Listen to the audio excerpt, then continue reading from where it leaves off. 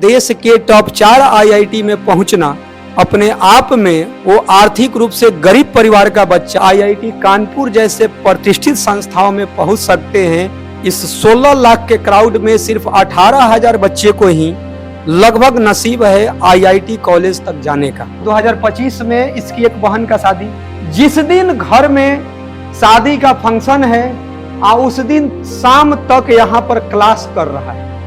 रोना नहीं है यार, रोना नहीं है, रोना नहीं है मैम, रोना नहीं है। ये एक बहुत ही खुशी के और बहुत ही भावुक पल हैं।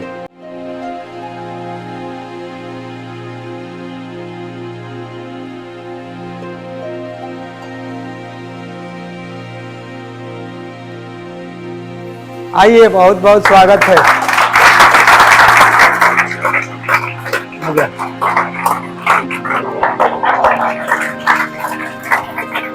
खाली बच्चे रहना चाहिए भाई।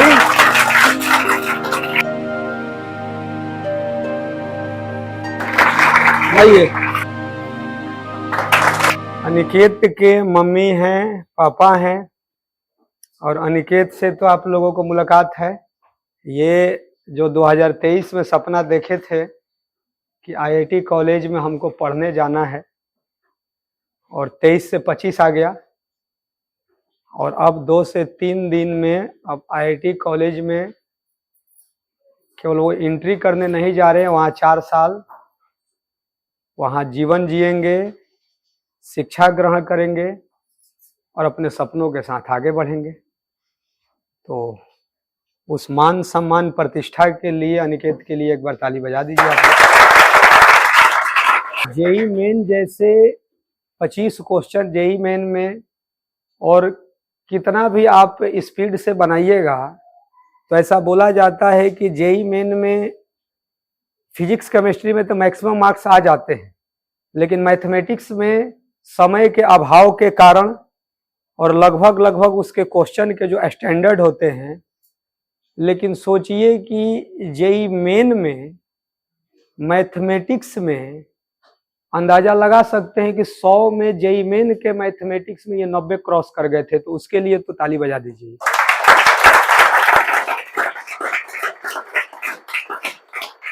और एडवांस में पहले ही से ही मालूम था कि तीनों सब्जेक्ट में इनका सबसे अधिक नंबर मैथमेटिक्स में ही रहेगा, ये इनको भी मालूम था पहले से, तो वो भी कमाल किए हैं, तो उसके लिए भी ताली बजा दीजिए आपने।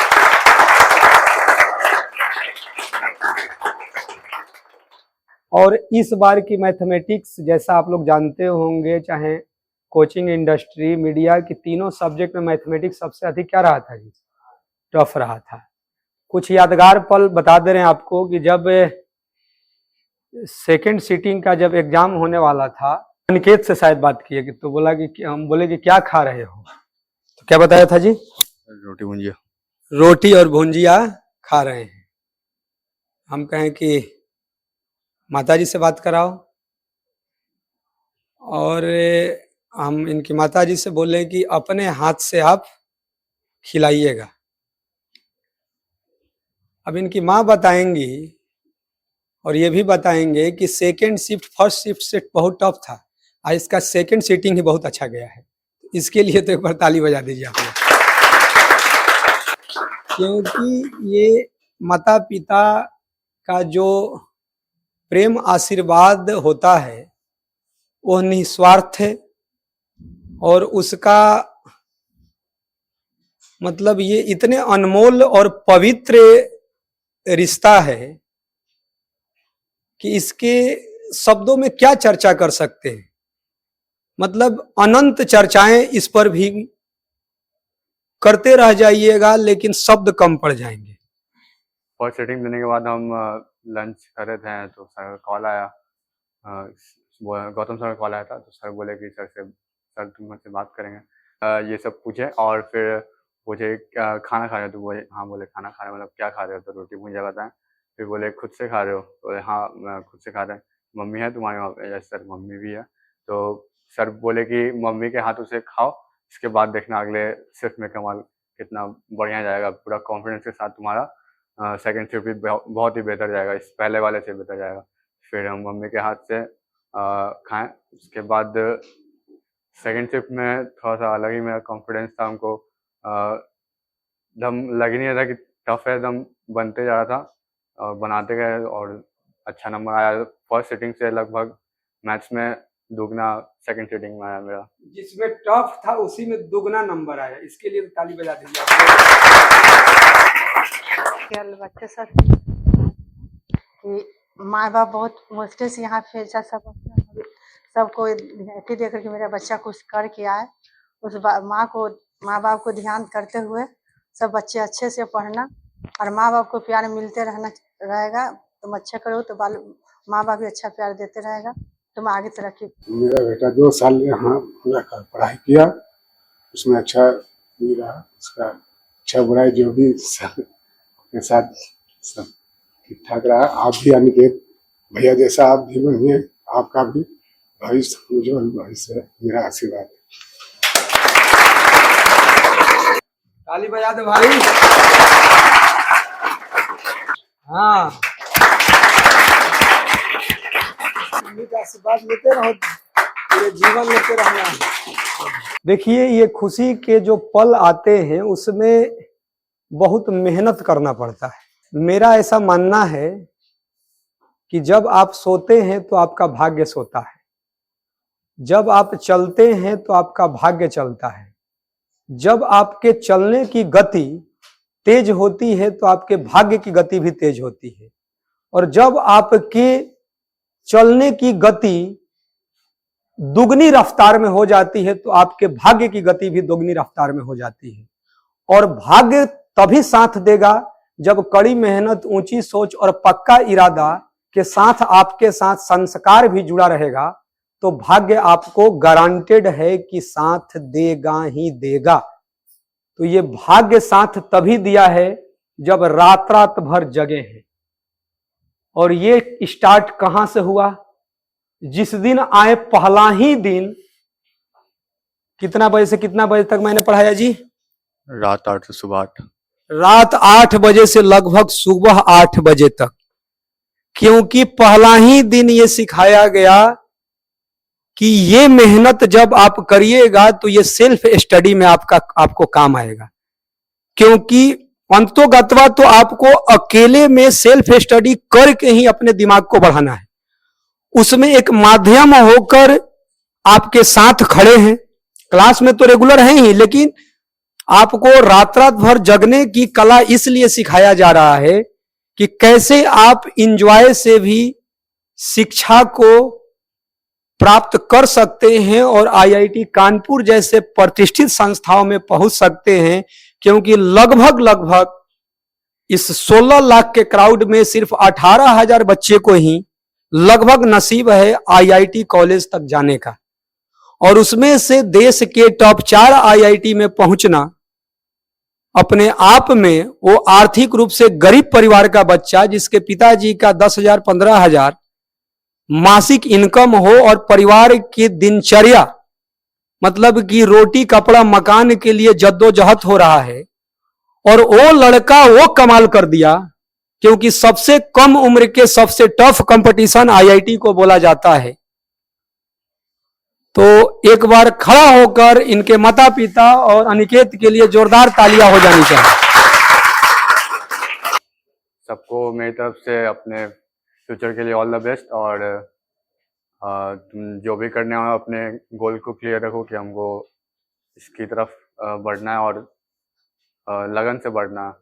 और हमेशा अपने अंदर सेल्फ मोटिवेशन पक्का करते रहो। और ये सेल्फ मोटिवेशन कैसे आएगा? तुम जब भी मोटिवेशन मतलब तुम्हारा लूज हो रहा है कि हाँ मन नहीं लग रहा पढ़ने में, तो अपने माँ बाप को या फिर अपने पेरेंट्स को याद करो जो तुमको यहाँ भेजे हैं, जिस उम्मीद से यहाँ पे भेजे हैं तुमको पढ़ने के लिए। और मतलब अपने पेरेंट्स का देखो क्या वो मेरे लिए क्या करते हैं, उनका कैसे दिनचर्या चला रहे हैं और हमको कैसे यहाँ तक भेजे हैं, वो ये सब याद करो। तब तुम्हारे अंदर पढ़ने के लिए आगे जोश आएगा और मोटिवेशन मिलेगा। और ऑल द बेस्ट तुम सभी को मेरी तरफ से अपने फ्यूचर के लिए। अब तो तुम अपने सपने को साथ आगे बढ़ रहे हो, तो मान लो कि कई बच्चों को डांटा जाता है, बोला जाता है, किसी पल थोड़ा बहुत तुमको भी बुरा लगा होगा, लेकिन उद्देश्य सिर्फ और सिर्फ यही है, क्योंकि तुम्हारे साथ वो बीत चुका है और तुम अब यहाँ से सक्सेसफुल एक स्टूडेंट बनकर जा रहे हो। सब कुछ रिजल्ट के लिए ही हो रहा है यहाँ पे। मतलब जो कुछ भी है अपना, मतलब अपने तरफ से तुम अपनी तरफ से मतलब अपना बेस्ट दो अपने भी रिजल्ट में, और मतलब सर भी अपना बेस्ट दे ही रहे हैं। सर ऐसा हमेशा कहते हैं कि खुद के लिए ईमानदार रहो, कुछ भी करो, मतलब जैसे भी खुद के लिए हमेशा ईमानदार रहो। 1-2 लड़का और भी मेरे मोहल्ला में कर रहा था, लेकिन सबसे इसको निकल गया। सबसे पूछे कि वो कितना नंबर है, कहाँ लेगा, नहीं तो बोला कि उसका नहीं आया, नहीं निकला है। मेरे बेटी को लिए तो वहाँ के आदमी कहा कि तुम्हारा मोहल्ला का नहीं, बोला कि तुम्हारा बेटा इतना भाग्यशाली है कि तुम्हारा बेटा की मोहल्ला से ITI निकाला है। आपको पता नहीं कि क्योंकि आप लोग को अपना अनुभव बता रहे कि सब बता रहे कि पता नहीं कि आपको बेटा क्या किया है, बहुत बहुत आगे किया है, ये मोहल्ला में आगे किया है, परिवार में आगे किया है। इस तरह से आप लोग भी अब नाम रोशन होना।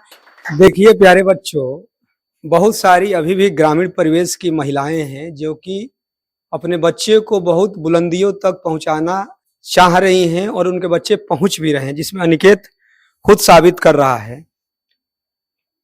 इतना आप समझिए कि माता जी का जो बेटा है देश के प्रतिष्ठित IIT तक पहुंचा है, लेकिन माता जी के मुंह से वहां भी और यहां भी ITI निकल जा रहा है। इसका मतलब समझ रहे हो? क्योंकि ITI वाले गली गली में मिल जाएंगे, लेकिन IITian जल्दी मिलते नहीं है। इसका मतलब समझो कि उस मां का बेटा ये कमाल किया है। समझ में आ रहा है मैं जो कहना चाह रहा हूं? ये बात समझ में आ रहा है? उस मां का बेटा कमाल किया है कि जिनको मान लीजिए कि IIT जैसा कीर्तिमान जो स्थापित किया है ग्रामीण परिवेश का बच्चा। क्यों ग्रामीण परिवेश के बच्चे? क्योंकि अपने कोई तो मान लीजिए इनके दादा पापा अपने संघर्ष के लिए किसी शहर में आए, लेकिन वो घरेलू स्थिति तो नहीं सुधर पाया। अब यहां से वो स्थिति सुधरेगा। बहुत सारे आपके माता पिताजी IIT को जानते होंगे, और जिनके माता पिता IIT क्या है जान नहीं रहे हैं, बस अब धीरे धीरे जब सामाजिक प्रतिष्ठा बधाइयां मिल रहा है तो इनको लग रहा है कि कुछ तो कमाल किया है। तो इन माता पिता के सम्मान में तो ताली बजना ही चाहिए। और बहुत त्याग करना पड़ेगा मेरे बेटा जैसा। घर में पहला शादी बच्चे के था, ये हो रहा कि बच्चा यहाँ रहकर पढ़ाई करा और शादी के समय रात में पहुंचा, और यहाँ पे सब उनको गाड़ी से पहुंचाया। इसलिए आप लोग भी पढ़ाई लिखाई बढ़िया से कीजिए, और फंक्शन वगैरह के लिए ना सोचिए कि घर में शादी है चाहे कुछ है, पहले पढ़ाई कीजिए, उसके बाद निकेत भैया जैसा। रोना नहीं है यार, रोना नहीं है। मैं बता दे रहा हूं इनके पापा क्या कह रहे थे। आवाज यदि सही से नहीं गया होगा तो मैं आप लोगों को बता दे रहा हूं। जब ये 2023 और 2025 ये दोनों में बता रहा हूं, रोना नहीं है मैम, रोना नहीं है। ये एक बहुत ही खुशी के और बहुत ही भावुक पल हैं। ये मैं बता रहा हूं 2025 में इसकी एक बहन का शादी, वो हम दोनों बता दे रहे हैं। 2025 में जिस दिन घर में शादी का फंक्शन है, उस दिन शाम तक यहां पर क्लास कर रहा है, शाम तक यहां क्लास कर रहा है। और उससे पहले 2000 अब आ जाइए 24 की बात, उस दिन भी एक बहन की शादी, अपनी बहन की, और उस दिन भी नहीं होता है कि हमको 5 दिन छुट्टी चाहिए 10 दिन, उस दिन यहां पर क्लास कर रहा है। और शाम को हमको जानकारी हुआ तो गाड़ी से जाकर घर छोड़वाया गया। कैसे? मतलब मैंने क्या बोला कि जब भाग्य आपका तभी साथ देगा जब आपकी मेहनत की गति कई गुना अधिक होगी, तो भाग्य भी उसी रफ्तार से आपका साथ देगा। आज इनकी बहन को भी मालूम था कि मेरा भाई जो मेहनत कर रहा है इस एग्जाम का एक एक दिन कीमती है, क्योंकि 1.5% के करीब सीट है आईआईटी का, 16 लाख में लगभग मिला लीजिए। इस लड़ाई को लड़ने के लिए, और आज ये बता रहा था कि जब बहन के घर गया था तो बधाइयां क्या मिल रहा था, थोड़ा सा बताओ जी। मतलब बहन के यहाँ फंक्शन था कुछ दिन पहले, तो गए थे, तो वहाँ पे मतलब जिसको हम नहीं पहचानते हैं वो भी हमको आके कॉन्ग्रेचुलेशन बोला था कि थैंक यू, बहुत बहुत कॉन्ग्रेचुलेशन तुमको IIT JEE एडवांस जैसा एग्ज़ाम टफ एग्ज़ाम निकालने के लिए। हमको उस टाइम बहुत अच्छा लगा कि जब इतना रिस्पेक्ट वगैरह मिल रहा है, मतलब बहुत अच्छा लगा था। रिस्पेक्ट मिल रहा है कि रिस्पेक्ट अब पूरे जीवन मिलेगा। ये रिश्ते बहुत अटूट होते हैं, और मैं इस लाइन में एक लंबा समय हो गया, 10 साल से भी अधिक हो गए। मेरे बच्चों के साथ पारिवारिक रिश्ते रहते हैं। पारिवारिक मतलब पूरे आजीवन कमियों को खोजते हुए और निरंतर मेहनत करते हुए जो सपना आप देखे हैं, जिसके लिए आज खुशी के आंसू आ रहे हैं, वो आंसू अब खुशियों के हैं, वो दर्द भरे आंसू नहीं है। तो इसीलिए मैं इन्हीं लोगों पर जो 4 पंक्ति हमेशा बोलता हूं कि जो जिसको कहते हैं अपने आप पर विश्वास। मुझे यकीन है कि शहर छोटे होते हैं लेकिन लोगों के ख्वाब नहीं। मुझे यकीन है कि हार और जीत के बीच के फासले बड़े होते हैं परंतु नामुमकिन नहीं। मुझे यकीन है कि आदमी का कद उसके इरादों से मापा जाता है। करो यकीन खुद पर तो दुनिया तुम्हारी, क्योंकि जीतने वाले छोड़ते नहीं और छोड़ने वाले जीतते नहीं। IITian सब बहुत सारे फॉरेन में भी हैं, अपने देश में भी हैं। कहीं भी भविष्य में जॉब करना, लेकिन अपने मिट्टी का कर्ज हमेशा जरूर अदा करने का प्रयास किया जाता है, और करते भी हैं, हर कोई करता है। विदेश से भी रहकर राष्ट्र की सेवा हो रहा है,